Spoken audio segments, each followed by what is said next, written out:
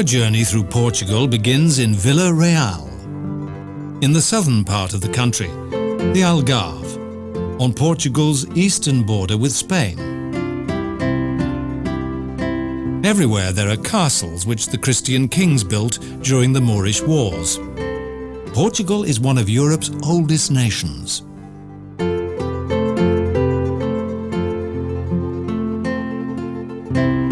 Since 1991, a massive bridge has connected Portugal to Spain.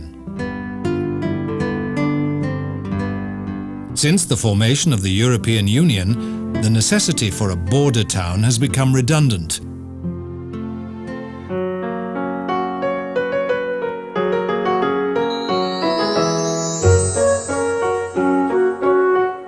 Cut off from the sea due to an abundance of silt in its harbour, Tavira is a dreamy, magical and picturesque little town.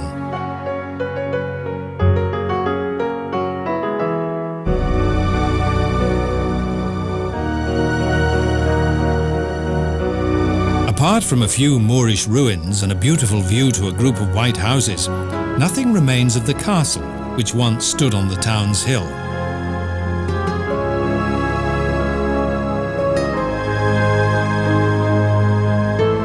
Several fishing boats bob up and down, waiting for their next trip.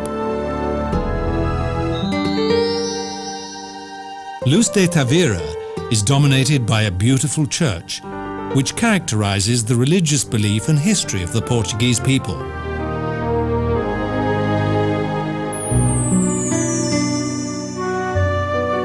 Ulao continues to be a busy fishing port, the tiled benches on its shoreline offering a relaxed view of the day's activities.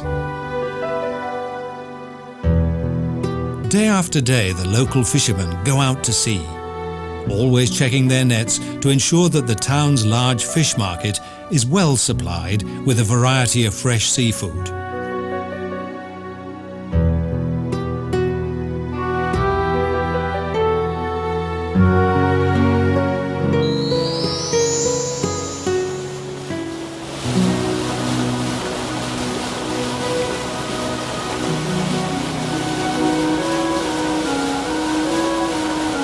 Faro is the capital of the Algarve. Today, its huge old city wall still indicates the past importance of this city.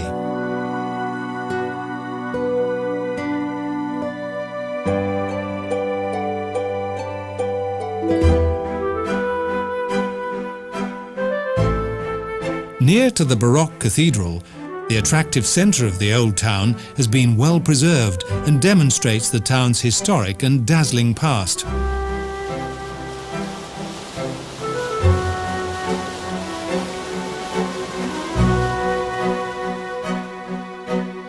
On our journey to Estoril, we briefly visit some Roman excavation sites. The ruinous de Milreo. Only a few impressive remnants, though, of more than 400 years of Roman rule are evident today.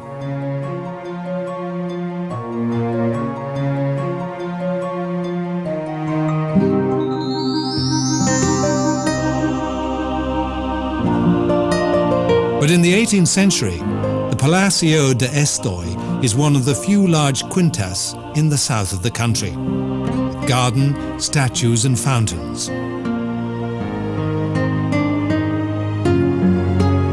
A large church dominates the scene.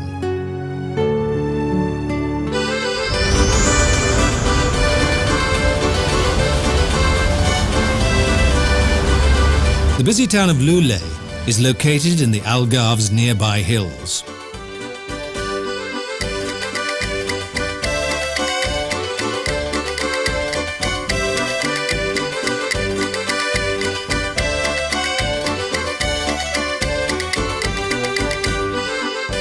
Pottery is closely associated with the town and has been carried out here for many years, much to the delight of visitors.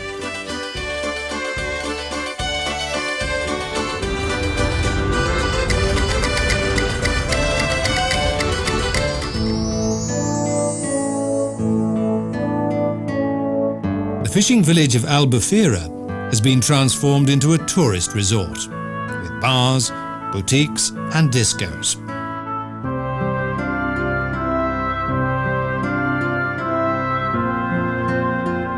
The Algarve, mainstay of Portuguese tourism. Golden sandy beaches and bright red rocky coasts add a Mediterranean atmosphere. And the region enjoys nearly 3,000 hours of sunshine each year.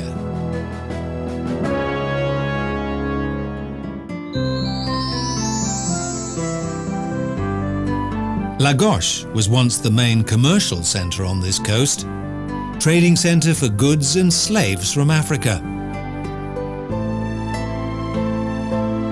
Portimão not only boasts a fishing port, it also possesses one of the Algarve's most beautiful beaches, which extends across large new tourist areas.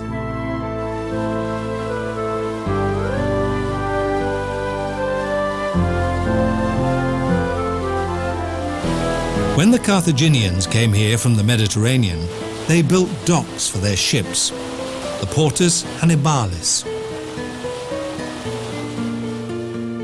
This area was first discovered by tourists at the turn of the 19th century.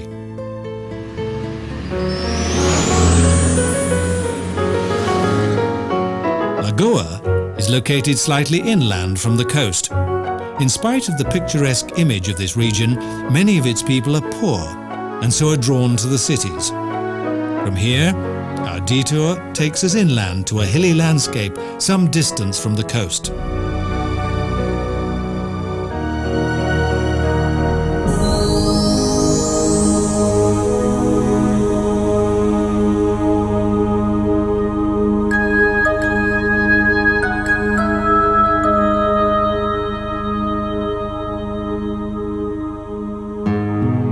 The sleepy little town of Silves, formerly known as Gelb, was once the splendid capital of the Moorish Algarve.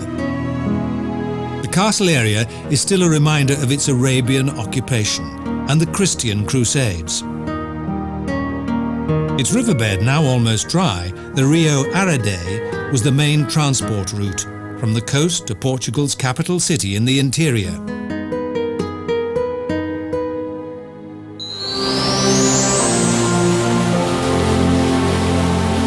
Likewise, Monchique is an ancient town, the origin of which dates back to when the Romans conquered the Iberian Peninsula. The town has retained its original appearance: white houses and white walls with starkly contrasting blues and reds.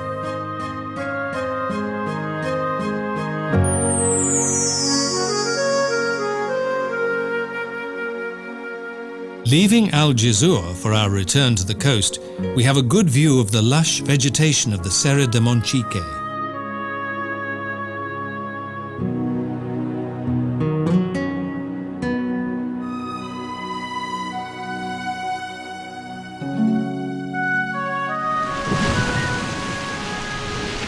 The name Algarve stems from Arabic. Algarve, the west, the name of the coastal region which the Moors ruled for 500 years.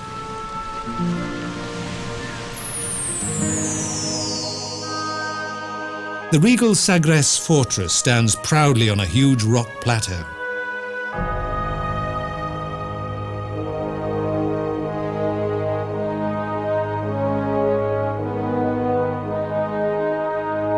It's believed that this is where the legendary nautical school of Henry the Seafarer was located.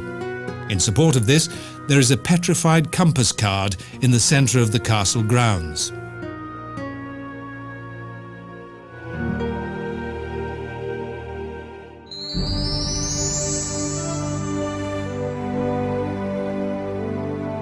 Cabo de São Vicente is referred to as the southwest tip of Europe. In early times, it was thought that here was the breathtaking end of the world.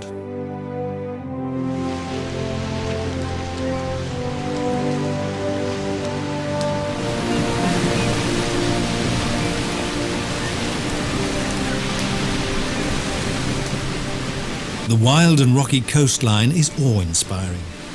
Far down below, the sea splashes against the tall, steep, 70-metre cliffs. Winds blown here from Africa are warm in winter, and cool breezes from the Atlantic calm the summer heat. Good reasons why the Algarve's 200-kilometre coastline has become a popular tourist paradise.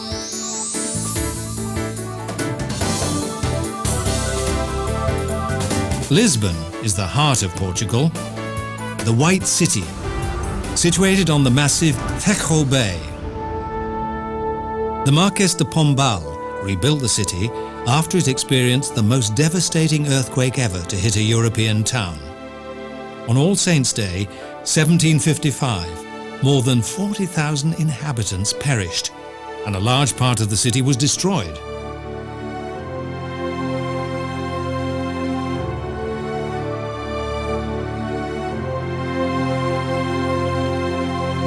Rocio is the centre of the metropolis, once the scene of heretics burnt at the stake and traditional bullfights.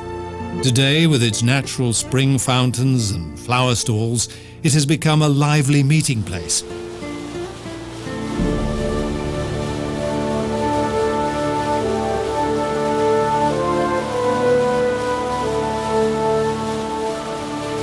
Only the plain, pointed arches of the Carmo Monastery's distinctive roof withstood the catastrophic earthquake.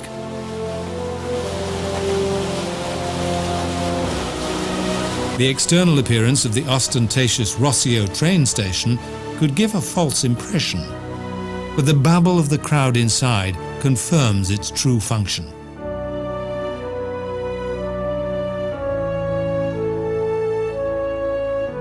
Baixa is the name of the lower city.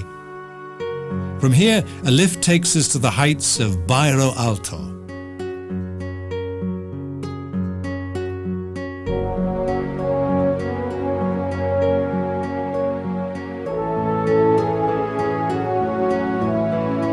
There are amazing views across the sea of houses, of the old town of Alfama, and the castle in the background. This also gives a fine perspective of the town's position between its surrounding valleys and hills.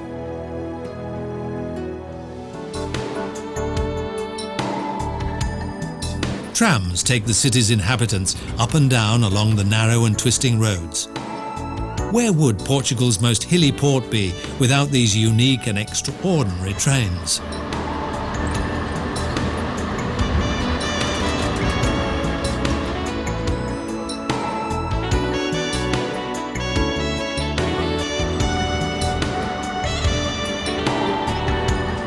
For the local people, traversing the city's hills and valleys is a popular part of their everyday life.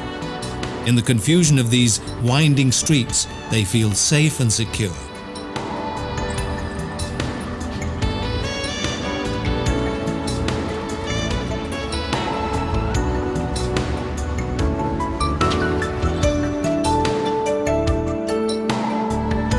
The large natural harbour has been in use since ancient times. After the Phoenicians came the Greeks, and then the Romans, then the Germanic hordes, and finally the Arabs. In the 13th century, Lisbon became capital of the Portuguese kingdom. Portuguese architecture is characterized by painted tiles, azulejos, which decorate the facades of numerous buildings.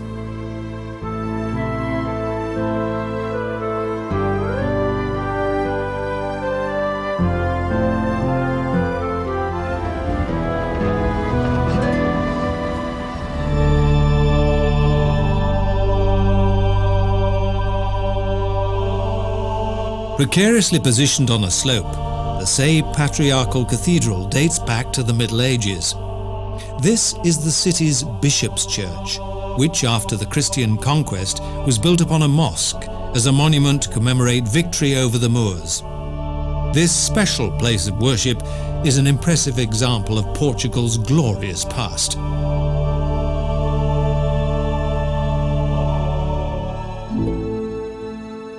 In an adjoining cloister, Roman and Moorish foundations have been excavated, proof of the city's long and illustrious history.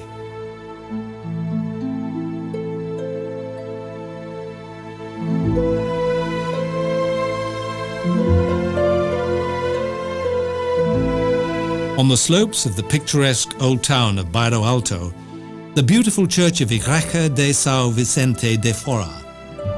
De Fora means outside the city walls. With its proud facade, the austere Renaissance building is testament to the city's Spanish occupation. Here, the last royal Braganças dynasty was put to rest.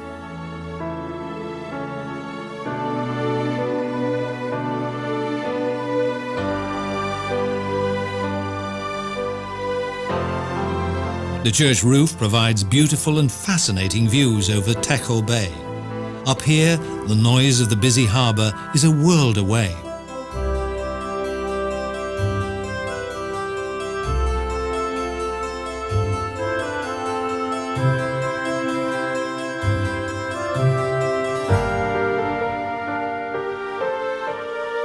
Both old and modern azulejo images decorate the walls of the entire city.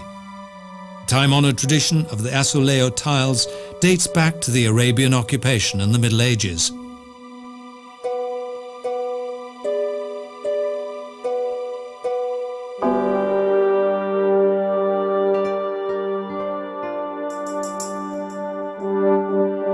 On the city's tallest hill towers the Castelo de São Jorge. In ancient times, this fortress guarded the mouth of the river Tejo.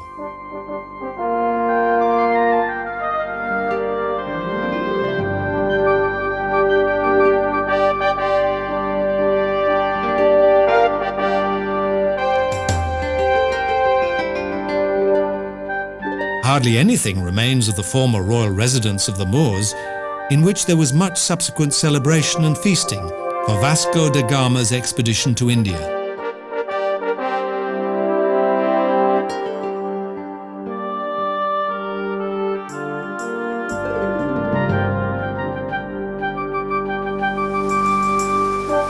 Only cannons reveal the strategic defense of those times. Today, there's a well-tended park which gives a good panorama of the city.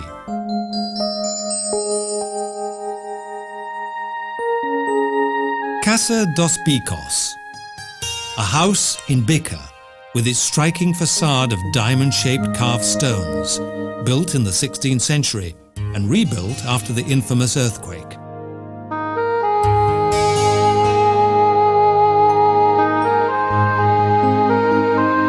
Through a triumphal arch in the street, access to a world-renowned square, Praça do Comércio. The Baroque monument in the centre of the square depicts King Jose.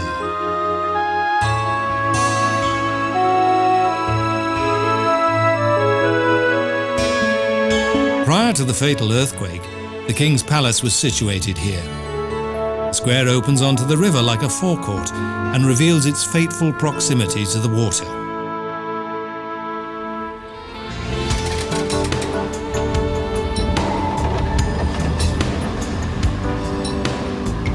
Electricos is the name of Lisbon's quaint and unique trams, which squeak and roar through the old town, and whose presence in these streets would be unimaginable.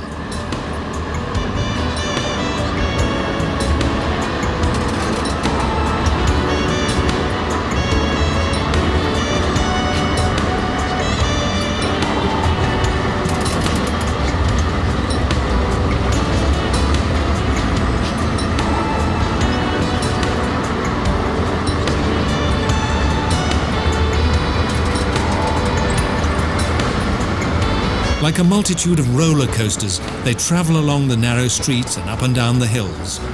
In places, the route is so narrow that pedestrians are forced to seek refuge in house doorways to protect life and limb.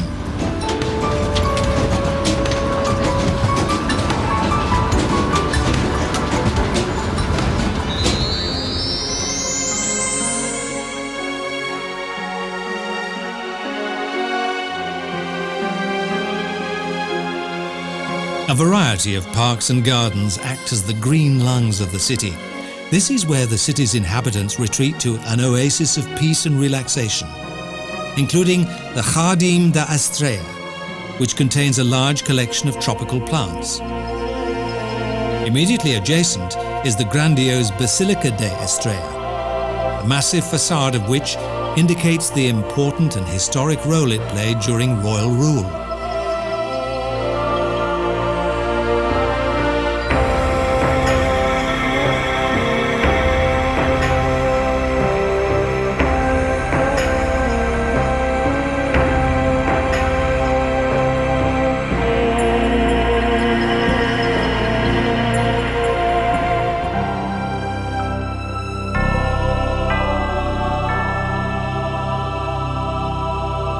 On the shores of the Tejo, on the periphery of Belem, the Mosteiro dos Hieronymus Monastery.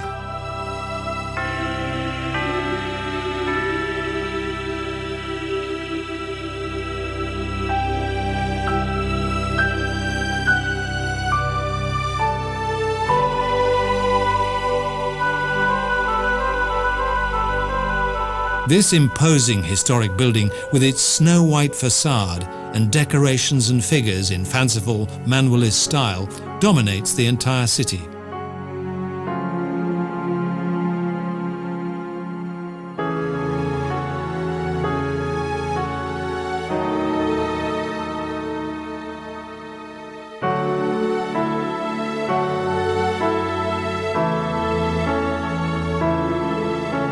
A square cloister is surrounded by a double-storey terrace. Following the discovery of the sea route to India, this enormous monastery complex was built at the command of King Emmanuel.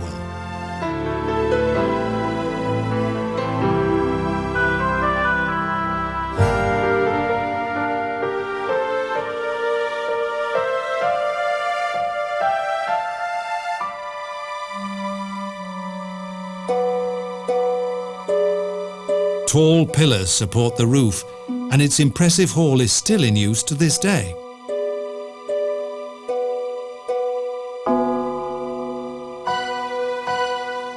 Here, many of Portugal's famous sons are buried, such as Vasco da Gama, Camões, and Herculano.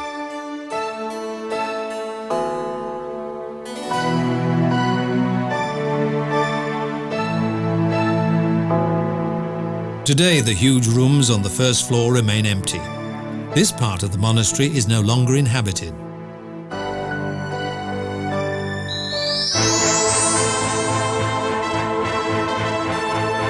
Close by, the Monument of Discoverers stands out like a mighty caravel sailing out into the open sea. This is dedicated to the courageous sailors who took part in Portugal's voyages of discovery during the 16th century.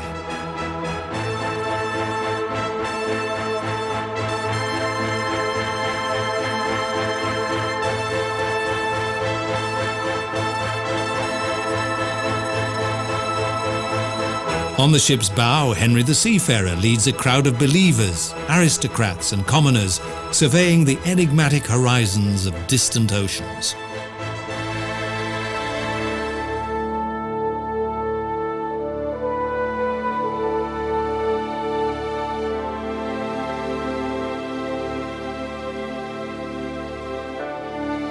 And next, the Torre De Belem appears, a tower which once guarded the approaches to Lisbon's harbour.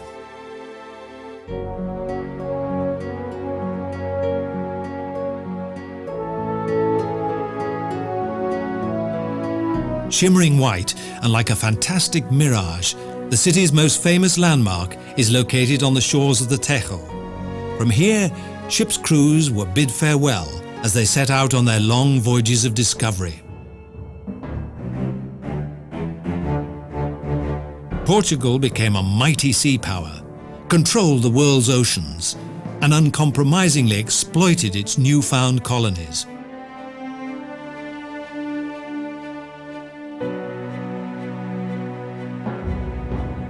Even the military buildings were decorated in Manuelistic style, and on the battlements are the crosses of the Christian knights.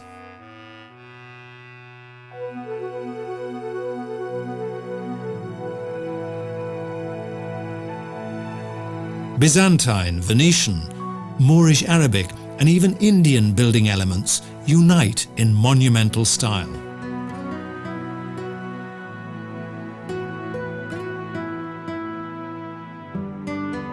On the first floor, the Sala Regia, the royal audience hall of King Manuel, is captivating in its plain but tasteful furnishing.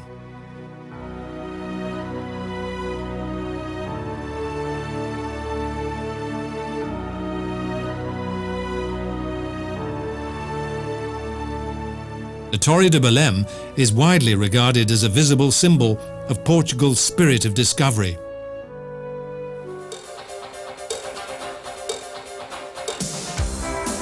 Our ferryboat embarks from Praça do Comércio. A quick journey takes us over the restless river, across to a new area of the city, which is mainly residential.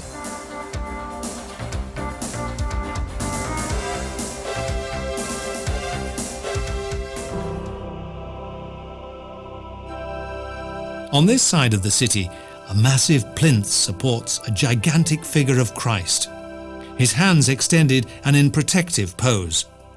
The Monumento Cristo Rei.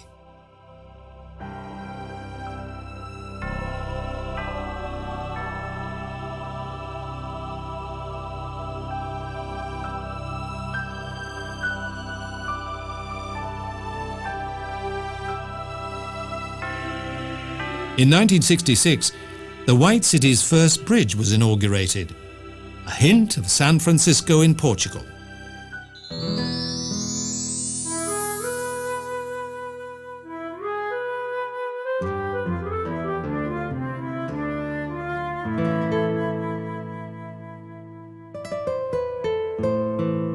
The town of Sintra is situated on a forest slope on the Sierra De Sintra. Its mild climate and proximity to the capital city led the kings of Portugal to build their summer palaces here.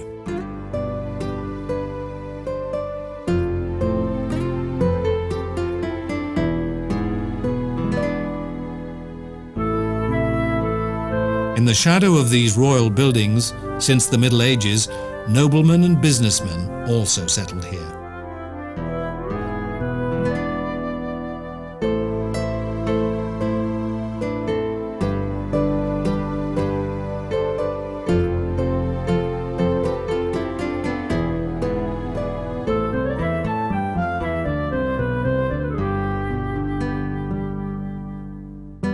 This gave rise to an abundance of residences and palaces, each surrounded by well-kept gardens and tropical plants.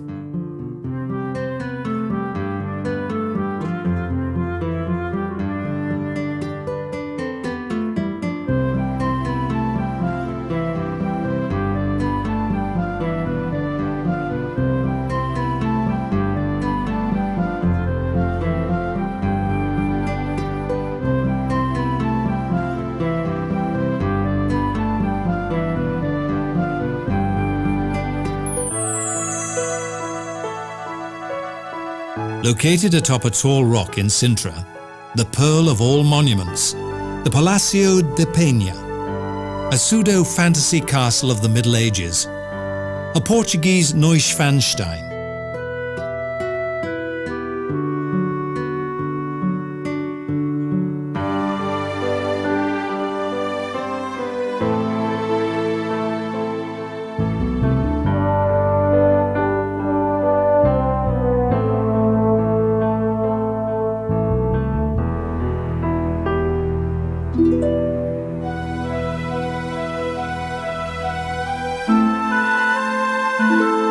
In the centre of a large park, Ferdinand von Sachsen, Coburg-Gotha, a German prince and husband of Queen Maria, built a palace here in true romantic style.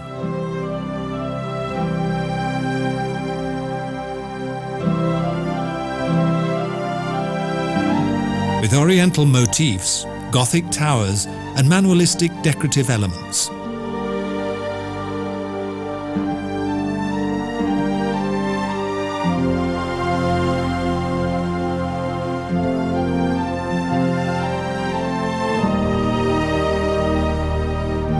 Not without reason did Lord Byron regard Sintra as glorious Eden.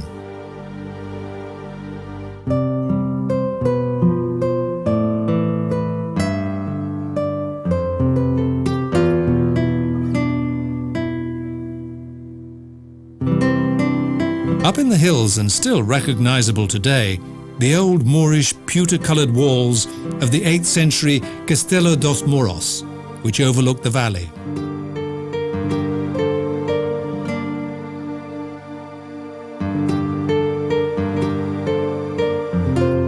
In this magical and idyllic landscape, time seems to have stood still and to have captured a dreamy romanticism that won't let go.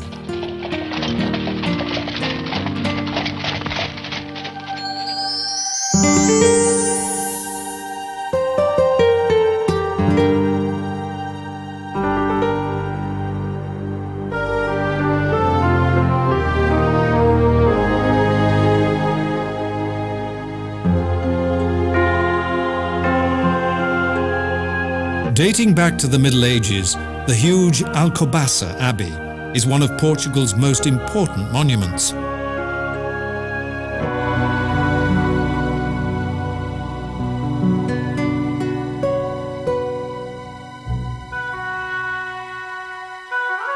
The ascetic beauty of the abbey's large inner hall is indicative of the building skills of the Cistercian order.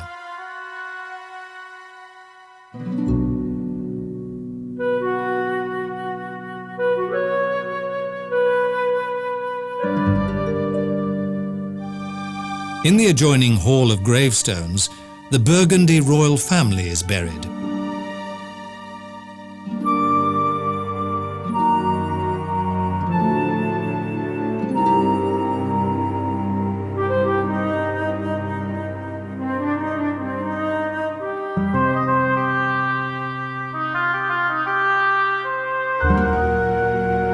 In the magnificent sarcophagus, which contains the remains of the most famous lovers, King Pedro and Inês de Castro, the two bodies have been positioned in such a way that, at their resurrection, each one will see first the other.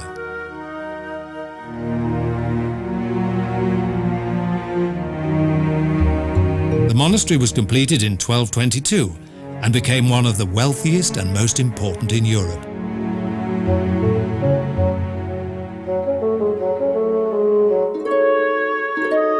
Here 999 monks created a prolific landscape garden, and up until the 18th century, Alcobaça was the spiritual centre of Portugal.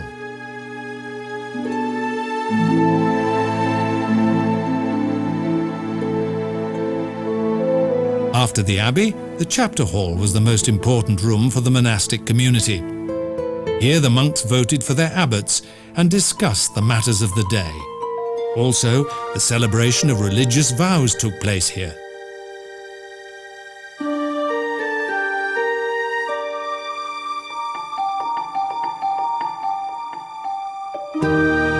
The monastery's cloister is particularly impressive. The basic building of the 13th and the manualistic upper floor, which dates from the 16th century, enclosed the Gothic fountain house.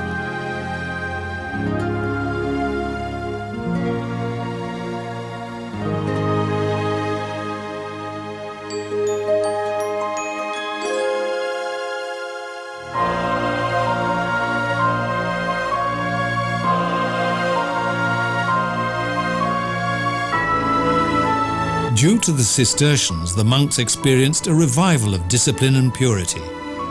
The rules of the white monks were prayer, penitence, and physical labor.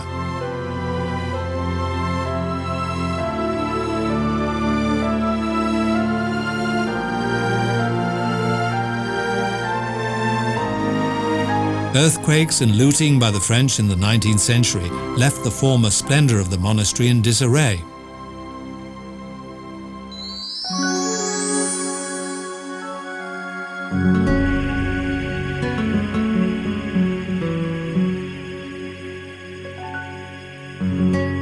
In Aljubarrota, in 1385, a battle took place against the superior forces of the Spanish. To commemorate the victory of King Hao over the Avis, a monument was built close to the battlefield, the Batalha Monastery.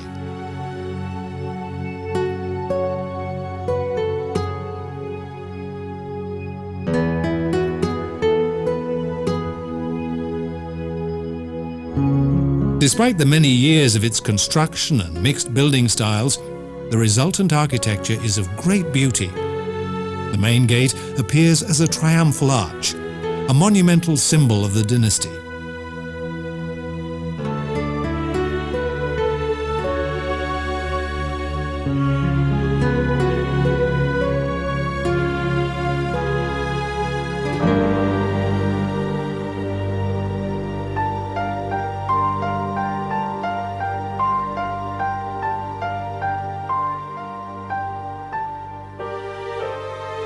The tall and generous inner room of the three-part nave portrays power and splendor. A stone sarcophagus protects the mortal remains of the royal couple and their offspring.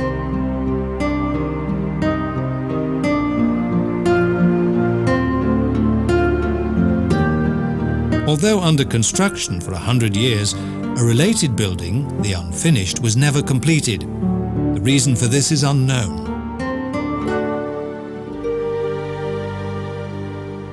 Later, King Duarte decided to have his own monumental grave here, along with those of his successors.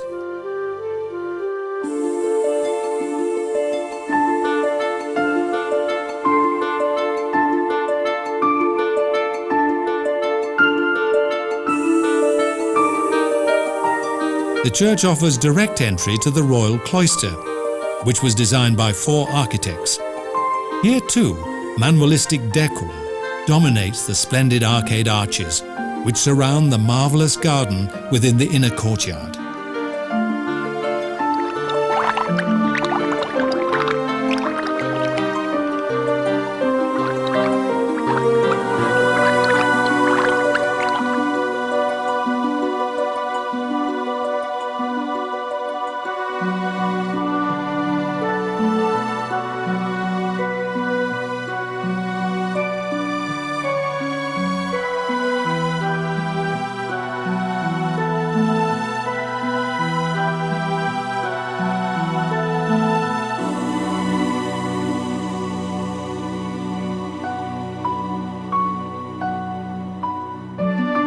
Renovation of the beautiful stone decorations is a daily task.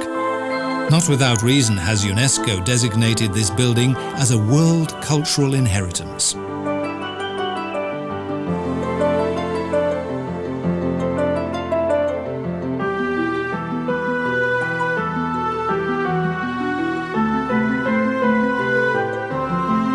We continue our travels through the hilly countryside to a world-famous pilgrimage centre, made famous by the Catholic miracle worker Fatima, place of the Madonna.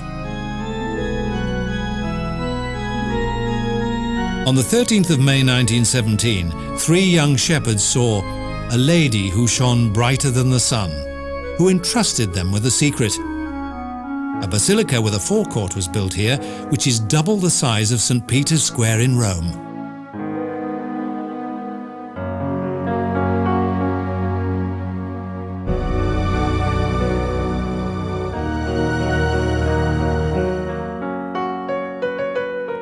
From here, it is not very far to the small town of Tomar, situated on the Rio Nabal.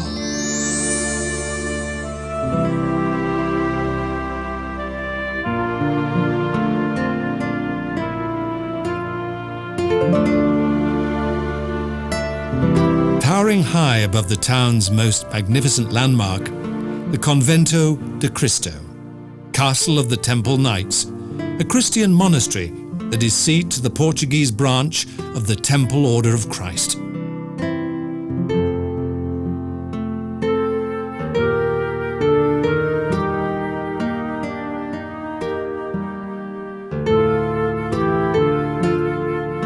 The Temple Knights have had their headquarters here since 1159. It was the Temple Knights who mainly contributed to victory against the Moors at Santarém.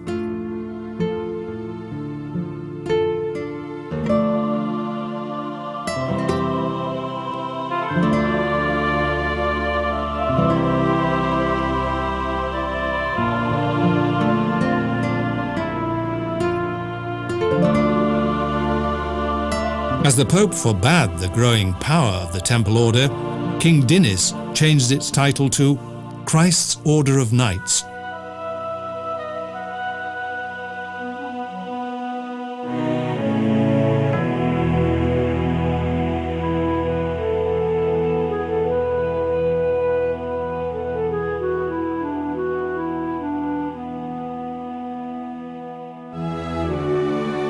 The royal house increasingly took control of the order, and the king became its Grand Master. During the Age of Discovery, the order became the richest in Christendom.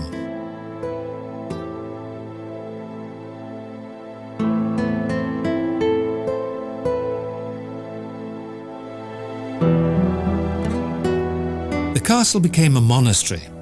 The centre of this area is the main monastery with its double-storey cloister and balcony-shaped annex.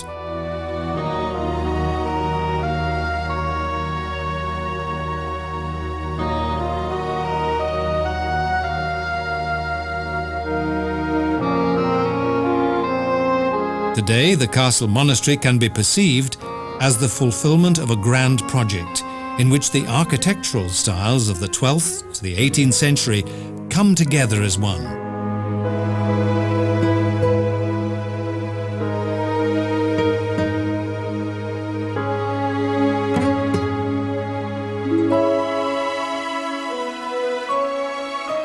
Following the expansion of the grounds, cloisters were built one after the other.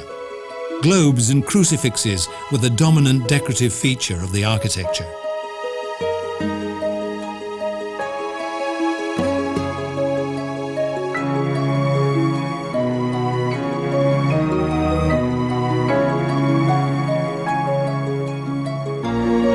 With all this, the highly disciplined culture of the monastic knights left behind undeniable proof of their influence and strength.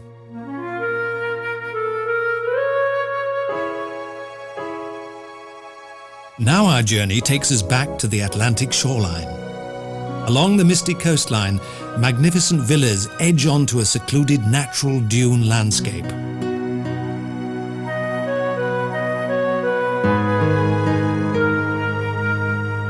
Here the sea is always lively, but in good weather, the long and safe sandy beaches are an open invitation for a swim.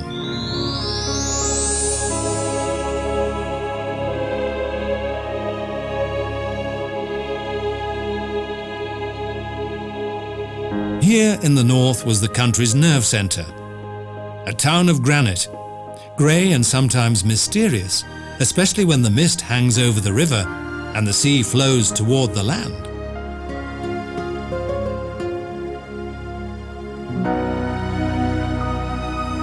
Porto is a hilly town, located in the narrow river valley of the Douro, on steep banks and with a small but labyrinthine old town.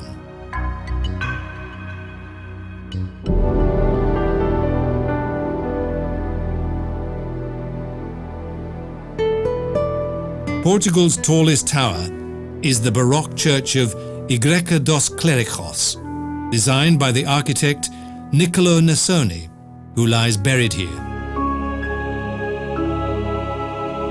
Porto has always been the town of traders. In contrast to Lisbon, Porto's noblemen were only permitted to remain in the town for 3 days, and no palaces were allowed to be built here.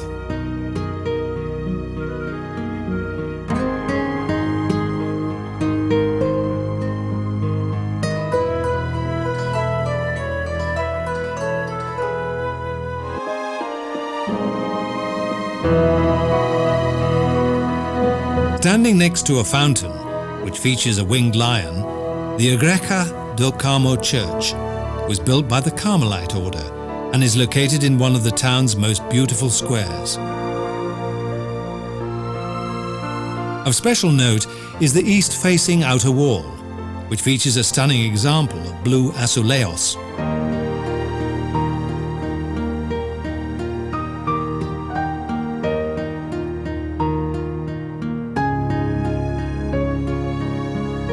The unique blue-white tiles of the train station's lofty entrance hall offer a pictorial account of some of the country's courageous and historic events.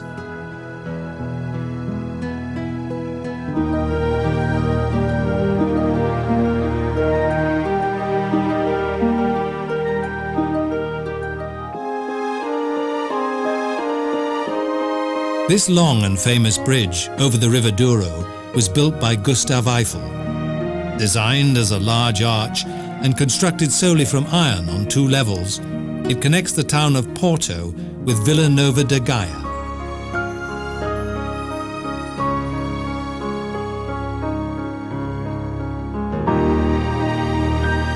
High up on the rocks of Porto's sister town is the former monastery of Sierra De Sintra. It comprises a well-kept church with sacristy and a large terrace.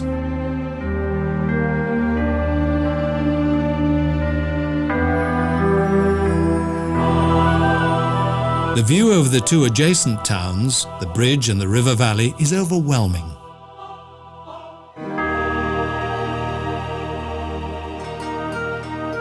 Wooden boats are anchored in full sail as though awaiting their much sought-after cargo, as in days of old. Precious barrels of port wine.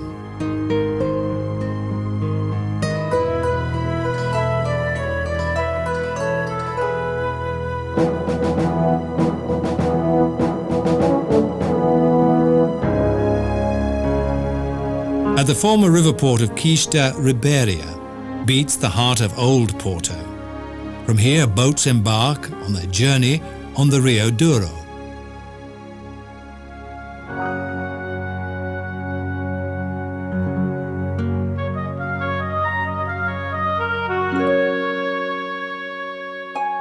At first, the journey proceeds upriver.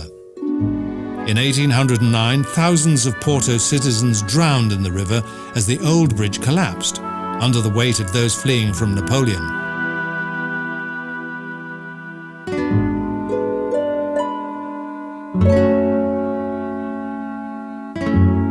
Then back downriver to the Ponte de Arabida, where suddenly a heavy mist sets in, which steadily drifts in from the sea and covers everything in a silent and mysterious veil.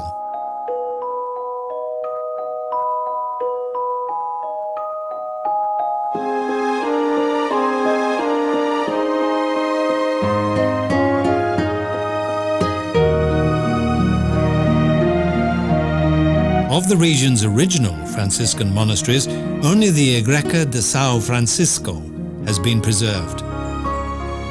Situated on the river bank, the convent was destroyed by a fire in 1832 during the French occupation.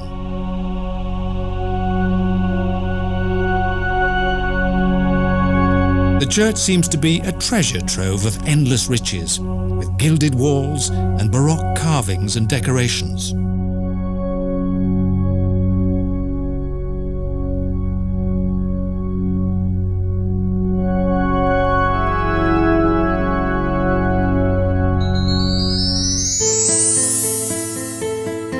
From here, the old Electrico goes along the Douro, past the old area of the town, to the suburb of Foz Vela, where there's a tram museum.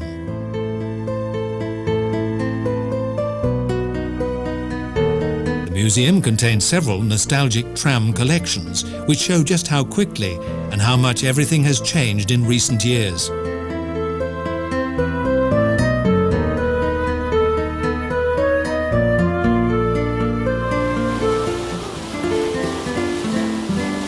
High up on a mountain ridge, with a view across the Douro Valley, is a magnificent and well laid out garden, in the centre of which is the Palacio de Cristal.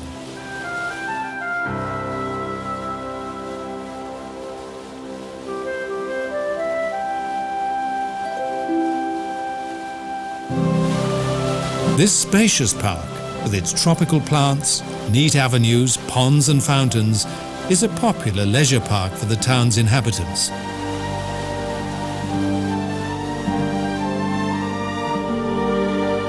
At the highest point of the town sits the castle-like cathedral. The original fortified church later became the impressive cathedral.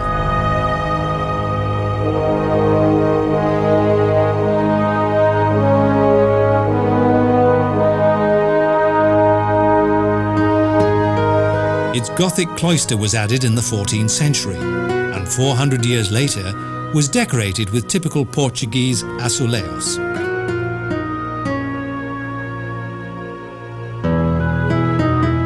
In the magnificently furnished Romanesque sacristy, the church's valuable treasures are exhibited.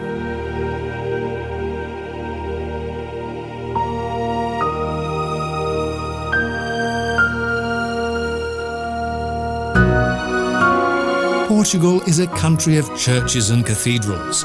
Their beauty is an expression of the profound Christian belief and history of the Portuguese people.